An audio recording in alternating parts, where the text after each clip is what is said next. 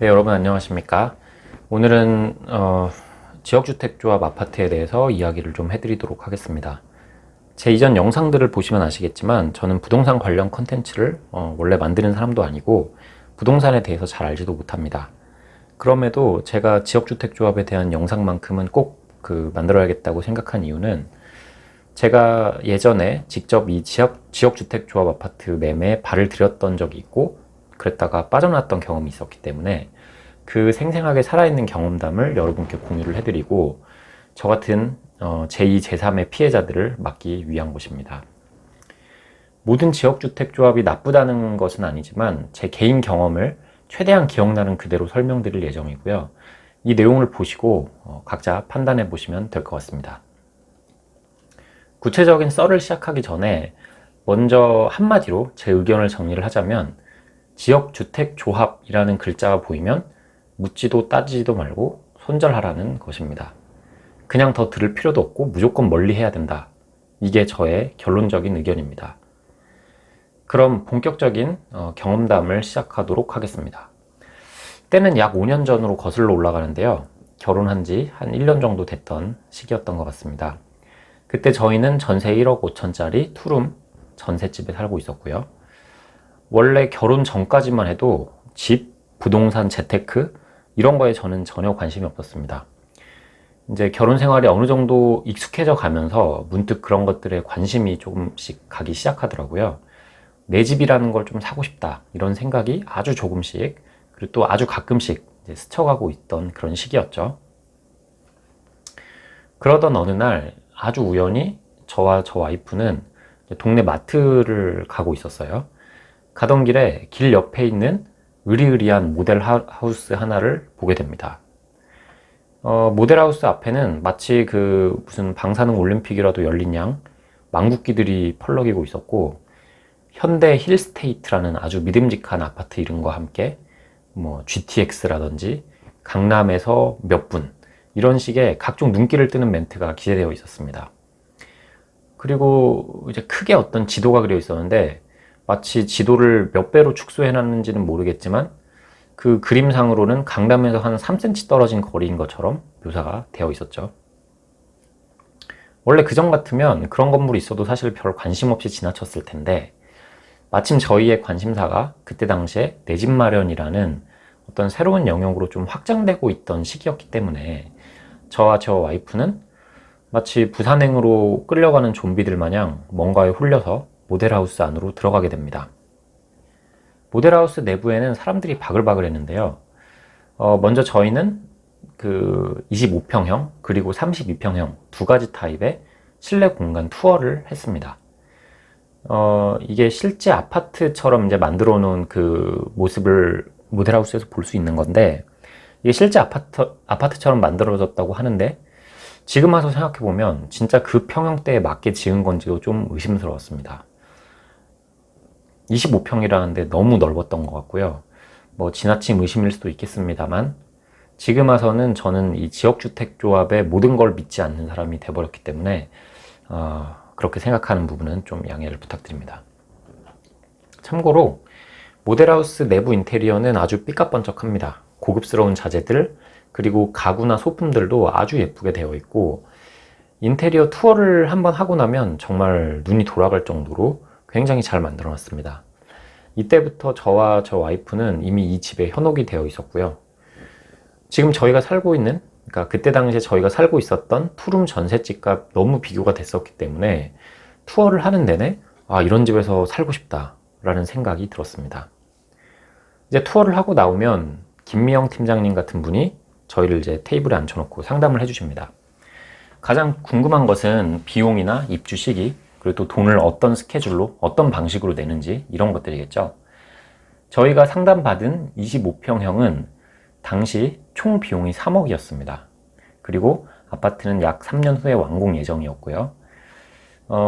당시 저희한테는 그 3억도 너무나 큰 돈이었지만 아직 완공될 때까지는 시간도 좀 있었고 그리고 일단 계약금만 내놓으면 중도금은 단체로 대출을 받을 수도 있다.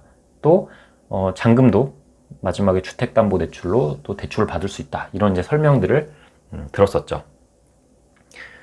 그리고 중요한 거, 이 김미영 팀장님은 이제 한 가지 본인이 설명을 해줘야 하는 게 있다면서 이 아파트는 지역주택조합 아파트라는 설명을 해주셨습니다. 그런데 속이에 경읽기나 다름없었죠. 저와 저 와이프는 그때 당시만 해도 부동산이라든지 집 매매라든지 이런 거에 대해서 아무런 지식도 없는 마치 갓난아기와 같은 상태였거든요. 이제 개념이 잘 이해가 안 가니까 그게 뭐냐, 지역주택조합이라는 게 뭐냐라고 여러 번 재차 되물었지만 김미영 팀장님께서는 지역주택조합이란 조합이 만드는 아파트다. 조합이 만드는 아파트란 지역주택조합이다. 라는 식의 마치 이 두 가지의 어떤 순환 논리를 반복해서 말하는 앵무새처럼 영양가 없는 정보만 계속 말해 주실 뿐이었고, 저희가 계속 그래도 막 쾌물으니까 급기야 슬슬 짜증내는 투를 보이기도 했습니다. 저희도 이제 계속 물어보기 미안해졌죠. 그래서 잘 이해는 안 갔지만 그냥 알겠다고 하고 일단 집으로 가려고 하는데, 이제 김미영 팀장님이 결정적인 멘트를 날립니다. 지금 남은 자리가 몇 개 없다. 나중에 후회하지 않도록 일단 가계약금이라도 걸어두고 나중에 계약금 나머지 입금하는 게 어떻냐라고 몇 차례 이제 물어보셨죠. 가계약금이 얼마냐라고 물어보니까 한 200만 원 정도 있으면 일단 입금을 해놓고 가면 선점을 일단 해놓을 수 있으니까 나중에 집에 가서 나머지 계약금 차액을 입금해주면 된다라고 말씀을 하시더군요. 무식하면 용감하다고 누가 말했던 것 같은데요. 저희는 지역주택조합이 뭔지 정말 아무것도 모르는 상태에서 가계약금 200만 원을 입금해놓고 여러 가지 서류들을 받아서 집으로 돌아오게 됩니다. 물론 선물도 받았습니다. 한국도자기에서 만든 그릇 세트들이라든지 각티슈 수십 통 뭐 이런 것들을 챙겨와서 좋다고 집에서 잘 쓰고 있었습니다. 그날 저녁에 저와 저 와이프는 이제 우리도 내 집을 갖는다라는 기쁨 때문에 아주 좋은 상태로 자축을 했던 기억이 납니다. 내 집을 갖게 된다는 생각에 뭔가 뿌듯하고 재밌기도 하고 두근두근 기대도 되고, 낮에 모델하우스에서 봤던 마치 50평 같은 25평의 구조에서 앞으로 내가 생활을 하게 될 거라고 상상을 하니까 기분이 너무 좋았죠. 가끔 그날 저녁 기분 좋아서 그런 행복감에 빠져있던 저희들의 모습이 생각날 때가 있는데요. 그날의 저희들을 떠올리고 있으면 좀 슬퍼집니다. 그 뒤에 다가올 시련들을 알지 못한 채, 자신들이 호구 잡혔다는 사실을 전혀 눈치채지도 못한 채 순수하게 좋아하고 있는 모습. 어쩌면 저희들뿐만 아니라 지금도 수많은 사람들이 그렇게 당하고 있을 거라는 생각이 듭니다. 게다가 지역주택조합을 잘 모르고 들어가서 현혹되는 사람들은 일반적으로는 돈이 많은 사람들이 아니죠.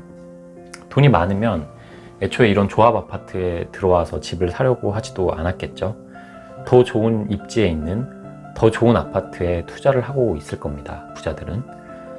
돈은 별로 없는데 어떻게든 내 집은 갖고 싶고, 근데 찾다 보니 주변에 비해서 새 집인데도 좀 저렴하고 따로 뭔가 청약을 하거나 뭐 당첨이 안 돼도 되고 이런 좋은 조건에 현혹돼서 지역주택조합 아파트를 들어오게 되는 건데, 그 돈이 많지 않은 그 가난한 사람들이 한 푼 한 푼 정말 긴 시간에 걸쳐서 모은 돈을 가지고 집 한 번 사겠다라고 하는 것에 대해서 뒤통수를 치는 이 양아치들. 네, 저는 이런 현실이 지금도 너무 버젓이 자행되고 있다는 사실을 생각하면 너무 화가 납니다. 물론 1차적으로는 제대로 알아보지도 않고 덜컥 계약을 한 저희들의 잘못이겠죠. 그렇지만 부동산에 대해서 잘 모르는 분들은 이게 지역주택조합 아파트가 대체 뭔지, 일반 아파트가라는 건 또 뭔지, 그 두 가지가 어떤 차이가 있고 어떤 리스크가 있는 건지 이런 것들을 빠르게 파악하거나 이해하기가 쉽지가 않습니다. 당시에 저희가 김미영 팀장님께 상담을 받으면서 받았던 홍보물입니다. 시공사인 현대 힐스테이트 이름이 대문짝만하게 나와 있고, 저 홍보물 뿐만 아니라 모델하우스나 플랜카드에도 전부 다 현대건설을 앞세워서 홍보를 하고 있죠. 이렇게만 보면 지역주택조합이 뭔지 잘 모르는 일반인들은 그냥 현대건설에서 만드는 아파트구나 이렇게만 생각을 하겠죠. 대기업에서 하는 건데 뭐 크게 특별한 일 있겠나 하는 생각에 저희도 그냥 당일에 잘 알지도 못한 채로 덜컥 계약을 했던 겁니다. 그 대기업에서 책임을 져줄 거라는 생각, 그런 어떤 설마 여기서 사기를 치진 않겠지라는 어떤 그런 안일한 믿음이 있었던 거죠. 지역주택조합을 가입할 때는 아파트 분양계약서 또는 매매계약서를 쓰는 게 아니라 이렇게 조합 가입계약서라는 걸 작성하게 됩니다. 그리고 현대건설은 이 조합한테 하청을 받은 건설사일 뿐입니다.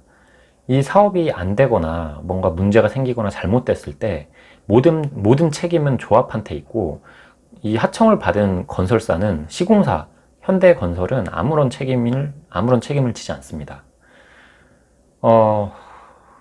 그런데 이 조합한테 책임이 있다라는 거, 이 말을 다시 말하면 조합이라는 것은 꼭 조합원들이 모여서 형성되는 것이잖아요. 그렇기 때문에 다시 말하면 조합한테 책임이 있다는 것은 조합원인 나 자신에게 책임이 있다는 말이 됩니다. 그렇기 때문에 내가 뭔가 억울한 일을 당하더라도 그 책임을 물을 대상이 애매해지죠. 나 자신이 되는 거니까요. 그래서 이러지도 못하고 저러지도 못하는 그런 상황들이 발생하게 되고, 그 상황에서 정말 정신적인 스트레스를 많이 받게 됩니다. 만약에 집 계약을 하려고 하시는데 저런 식의 조합원 가입 계약서를 쓰라고 하면 일단은 뒤돌아보지 말고 나오셔서 자세히 알아보시고 진행하시기를 추천드립니다. 주택조합이라는 게 대체 뭘까요? 일반적인 아파트는 시행사라는 게 있습니다. 시행사는 말 그대로 부동산 업을 하는 기업이죠. 시행사는 땅을 구해서 땅을 구매를 하고 이제 시공사를 선정해서 그 땅 위에 집을 건설하게끔 만듭니다.